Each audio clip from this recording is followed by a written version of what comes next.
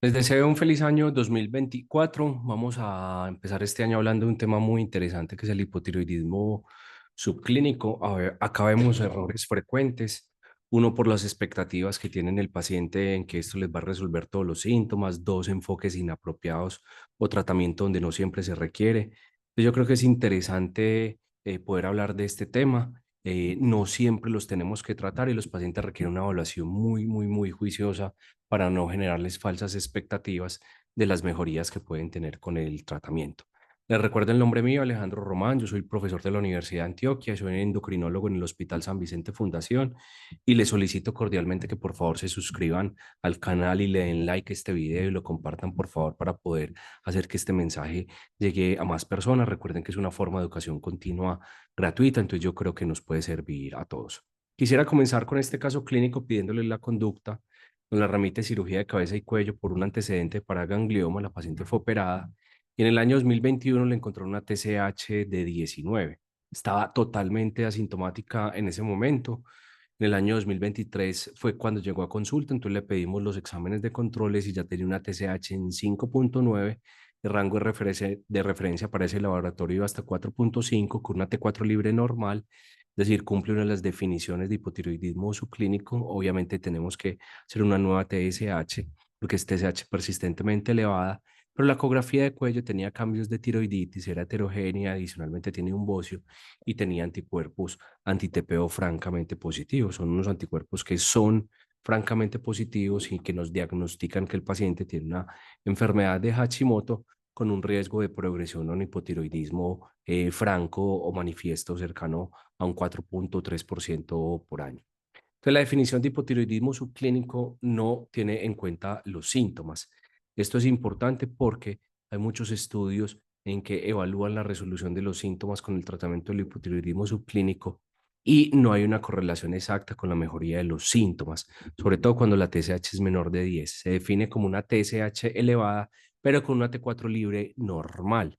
La mayoría de pacientes van a tener T4 libre normal en estos rangos, es una definición que es de laboratorio y no se asocia, se puede asociar con síntomas o no. Entonces acá empezamos con el primer problema y es que posiblemente el nombre esté mal, posiblemente algunos hablemos más de una falla tiroidea leve o inicial o un hipotiroidismo compensado y posiblemente uno de los exámenes más importantes para nosotros en este escenario son los anticuerpos. La mayoría de pacientes en este escenario van a tener T4 libre normal. Usted para que la TSH esté francamente elevada tendrá que tener una T4 libre muy baja. Entonces acá los anticuerpos van a tener más utilidad para nosotros que realmente la misma T4 libre.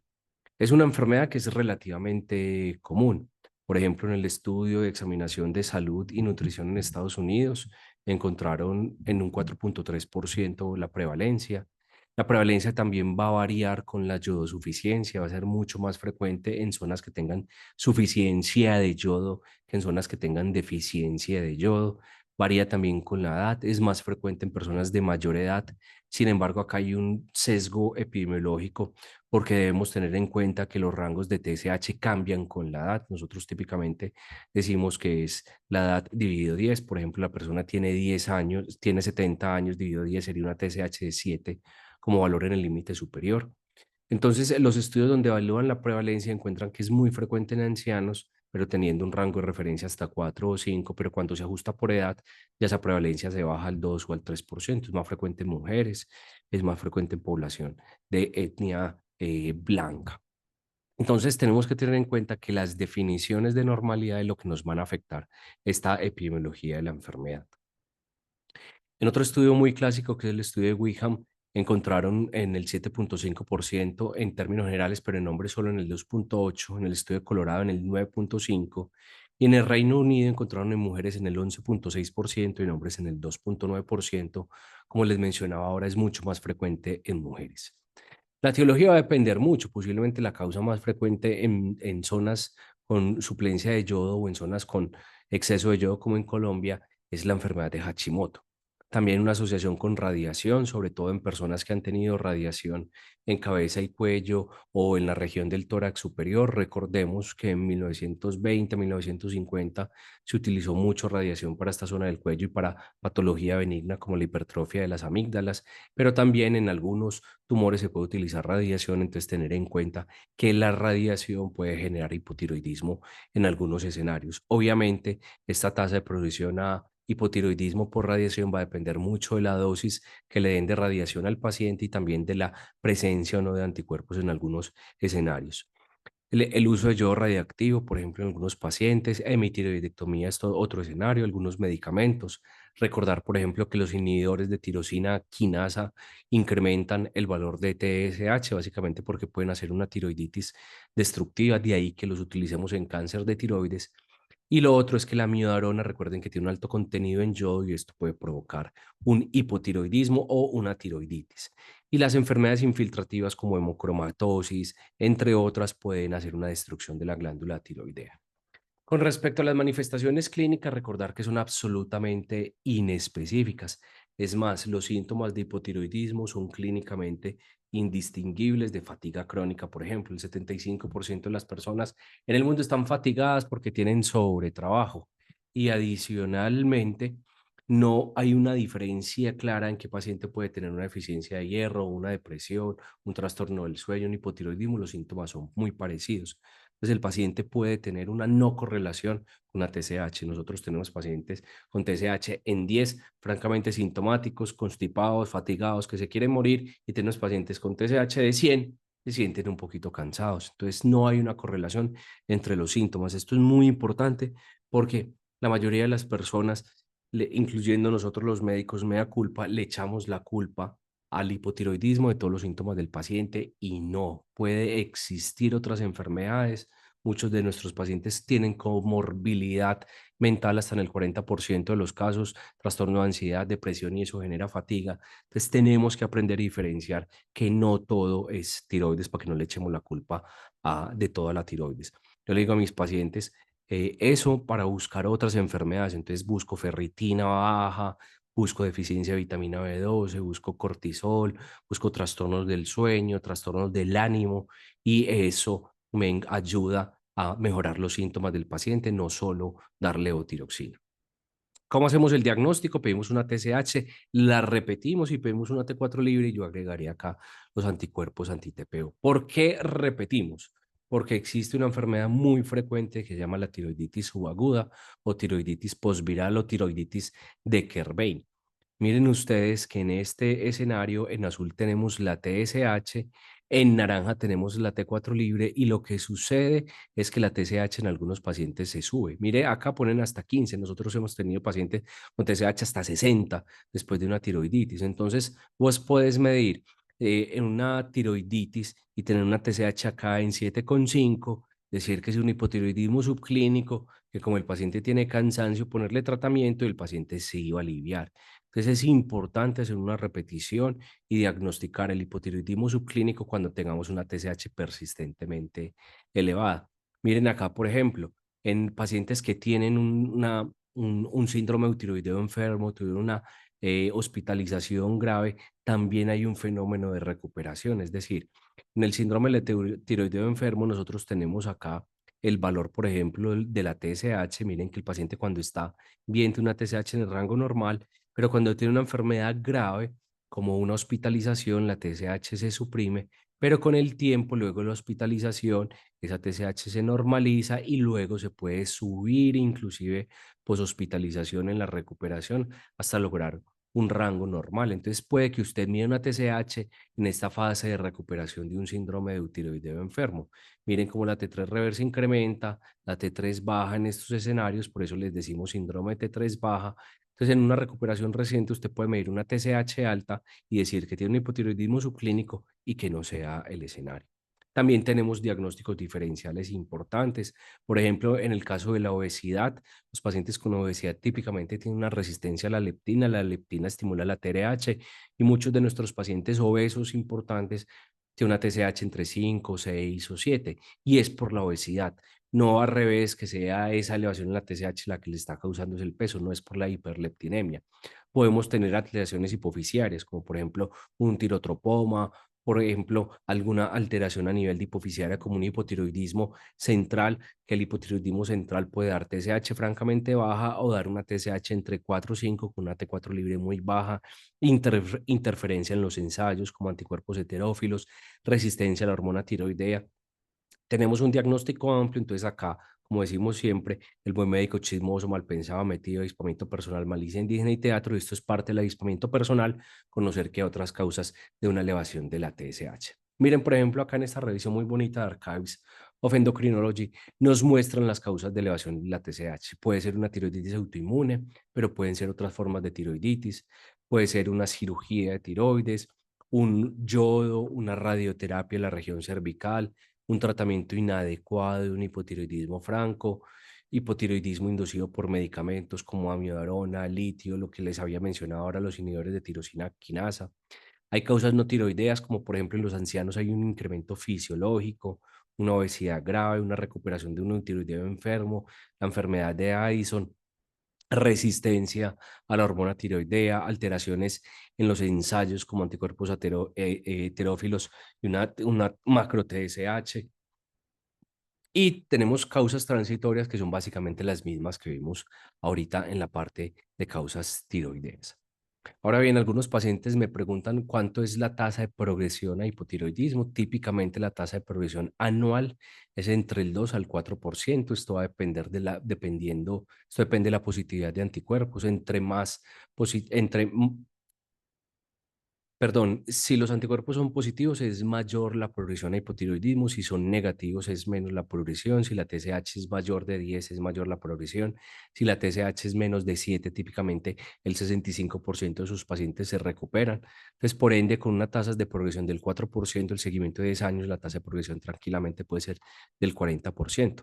Pero un paciente se puede ahorrar 2, 3, 4, 5 años de progresión a hipotiroidismo. Algunos ni siquiera los tratamos y se sienten bien en la vida. Con respecto a la historia natural, miren acá que una TSH entre 5 a 10, el retorno espontáneo a la normalidad ocurre en el 60% a 5 años. Entonces hay que tener en cuenta que entre más alta la TSH es menos la posibilidad de recuperarse. Acá mencionan que se recupera el 5.5% un año, está la misma TSH en el 80% de los pacientes y solo progresa el 20%. Y en el estudio de Wickham de Inglaterra, la tasa anual de hipotiroidismo es de 2.6 a 4.3% dependiendo de los anti-TPO. Como les mencionaba, si los anticuerpos son positivos, la TSH es elevada, hay más riesgo de progresión a hipotiroidismo. Pero si la TSH es menor de 6, mira que hay 0% de progresión y si es entre 5 a 10, el 62% normalizan a 5 años. De ahí que una de las indicaciones de tratamiento sea una TSH mayor de 10 o los anticuerpos positivos. ¿Qué me determina entonces una normalización de la TSH, anticuerpos negativos, menos de 2 años de diagnóstico, una TSH más cercana a lo normal? Ese paciente posiblemente normalice su TSH. Ahora bien, hay muchas controversias con respecto a la asociación de hipotiroidismo con desenlaces clínicos relevantes. Yo los divido en estos cuatro. El primero es enfermedad cardiovascular, el segundo es fertilidad, el tercero es hígado graso y el cuarto es síntomas y enfermedad mental.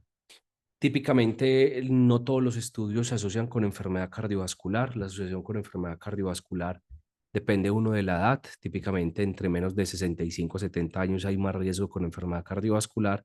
Hay estudios que no encuentran esa asociación, pero hay un dato que falta en la mayoría de esos estudios y es tratar con levotiroxina disminuye, normaliza ese riesgo cardiovascular. A la fecha, esa evidencia nos está faltando.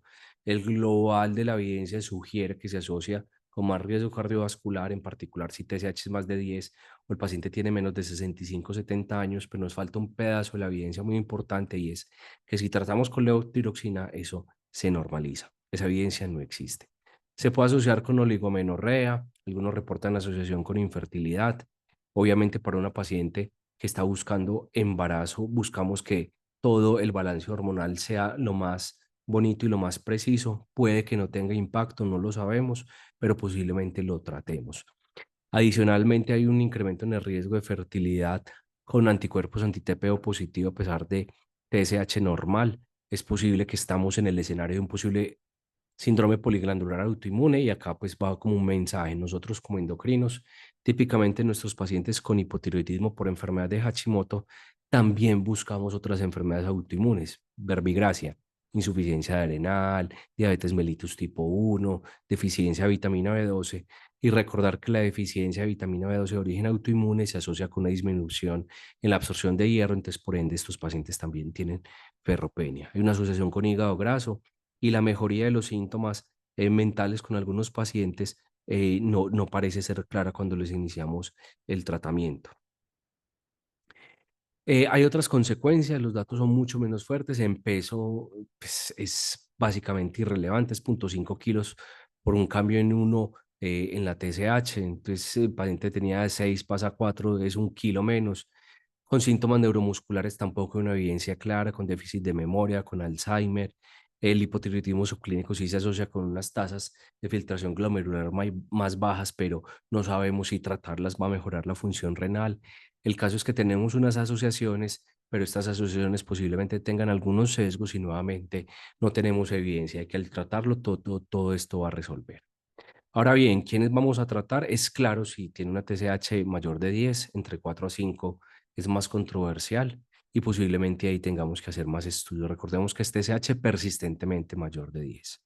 Hagamos una pausa y les recuerdo por favor suscribirse al canal. Muchas de las personas que ven el canal no están suscritas, entonces por favor denle clic al botón de suscribirse. Se los voy a poner acá en la pantalla también. Por favor denle un like al video y activen las notificaciones.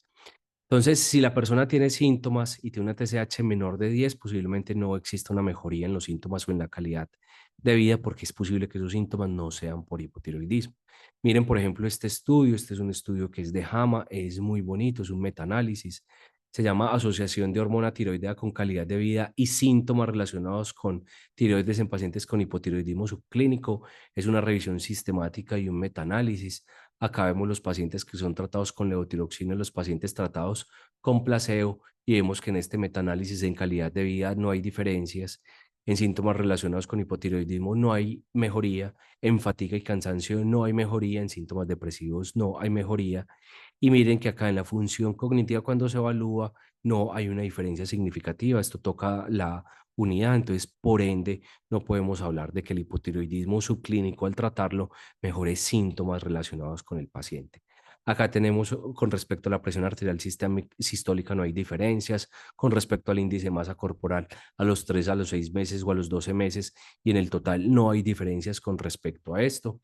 Y posiblemente el estudio más importante que tengamos de esto es el estudio que se llama TRUST, es un estudio de reemplazo de hormona tiroidea en pacientes con hipotiroidismo subclínico en pacientes ancianos. Miren acá como la TSH venían arrancando de 6 o 7 y se logró una TSH alrededor de 3 comparado con placebo.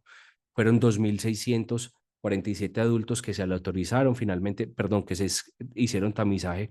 Finalmente fueron 737 los que se le hicieron a la autorización. Ustedes me pueden decir que es una N pequeña, pero es un estudio muy importante porque en esto no teníamos evidencia y es un RCT y las diferencias realmente en estos pacientes con respecto a los síntomas fueron mínimos. Miren acá el valor, pues acá podemos ver el intervalo de confianza del valor de la P, la TSH mejoró, pero el resto de cosas no mejoraron. Los síntomas, el score de cansancio, los desenlaces secundarios, el índice de masa corporal, los síntomas, no sirve para nada, no sirve para nada, no sirve para nada, no sirve, no tiene ninguna evidencia. Puede que mucha gente diga que sí, no sirve, no tiene ninguna utilidad de tratar una TSH ahí medio elevada en pacientes que para el cansancio y la fatiga no sirve. Listo. El HR con efectos adversos realmente no pareciera que incrementara porque nosotros tenemos miedo en nuestros pacientes.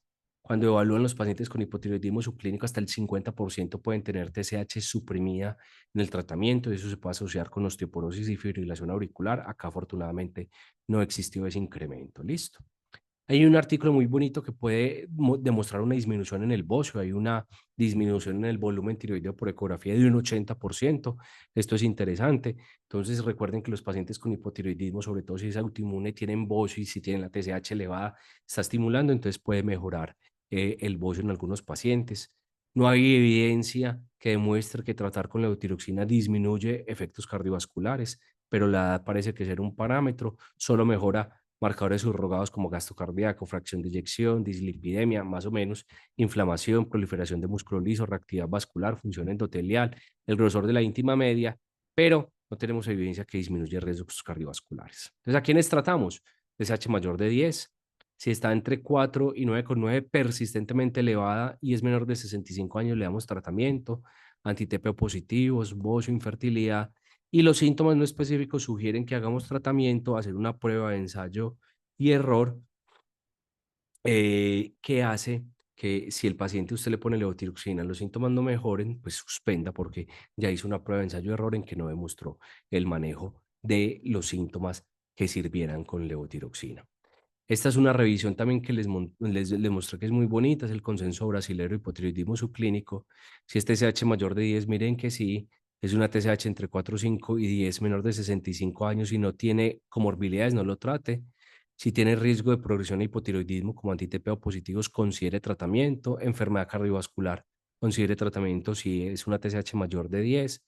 Si hay síntomas, se puede hacer una prueba terapéutica, pero si es mayor de 65 años, no lo trate.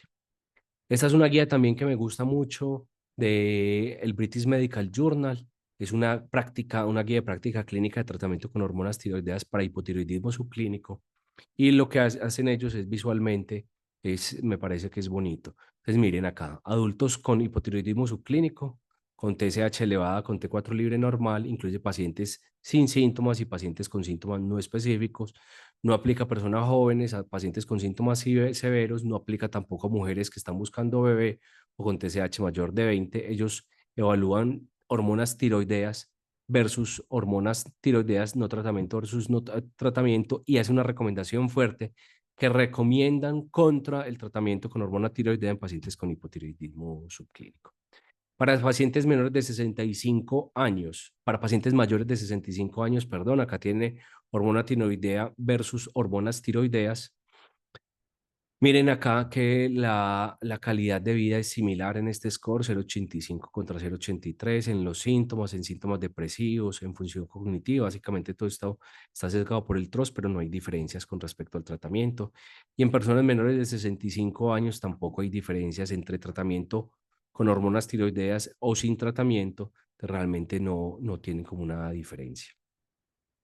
El consenso brasilero nos mencionan entonces como recomendación grado 1, una TSH entre 4,5 hasta 10, si es menos de 65 años y tiene TSH menor de 7, no lo trate, solo considere el tratamiento si el paciente tiene una progresión importante. TSH mayor de 7, considere tratarlo. Si es más de 65 años, no lo trate. Y si es más de 10, si es menos de 65 años, trátelo. Si es más de 10, si es más de 65 años, va a depender pues de la edad. Miren que mayores de 80 años recomiendan calma con estos pacientes. Y en el up-to-date que nos mencionan también algo muy parecido. Lo primero que nos preguntan es la TSH, si es más de 10, tratar con hormona tiroidea. Si es entre 7 a 10, considere la edad del paciente. Si es menos de 65 a 70 años, trátelo con hormona tiroidea. Si es más de 65 a 70, pregúntese si hay síntomas. Que acá empieza la primera dificultad. Realmente esos síntomas sí son de hipotiroidismo. ¿Quién de ustedes no está cansado? ¿Quién de ustedes no se siente fatigado, no se siente cansado, no se siente pues como en una función apropiada con la energía que siempre acostumbran a tener a los 20 años de edad? Entonces acá esto me genera controversias. Si tiene síntomas convincentes, trátelo. Y acá ya en este punto, miren si la TSH es menor de 6,9. Entonces nuevamente evalúe la edad. Si es más de 65 años, observe si el rango para la edad es apropiado. Recuerden la edad dividido 10. Edad 70 años dividido 10 sería TSH de 7, entonces no habría ningún problema con ese paciente. Y si es menos de 65 años, si hay síntomas, trátelo con hormona tiroidea. Yo sigo pues con mi problema acá. Creo que posiblemente muchos de los síntomas del paciente vayan por otro lado. Entonces acá siempre en endocrinología tenemos ese balance entre prevenir el hipotiroidismo, hacer exceso de tratamiento y yo creo que en el hipotiroidismo subclínico es un arte poder ajustar y definir qué pacientes se benefician y quiénes pacientes no se benefician y para eso es importante pues una evaluación por nuestra especialidad. Finalmente, tratamiento con hormona tiroidea, damos dosis bajas típicamente, entre 25 a 50 microgramos. Buscamos una TSH típicamente en el rango normal o alrededor de 2,5, 3. Si es un adulto, pues con más juventud acumulada, pues una TSH alrededor de 6 puede ser normal. A las 6 semanas citamos al paciente y hacemos incrementos sutiles. Recuerden que tengo un video de tratamiento con levotiroxina que los cambios solo del 15%. Les agradezco mucho por su atención y les deseo un feliz año 2024. Por favor, compartan este video. Un saludo, que esté muy bien.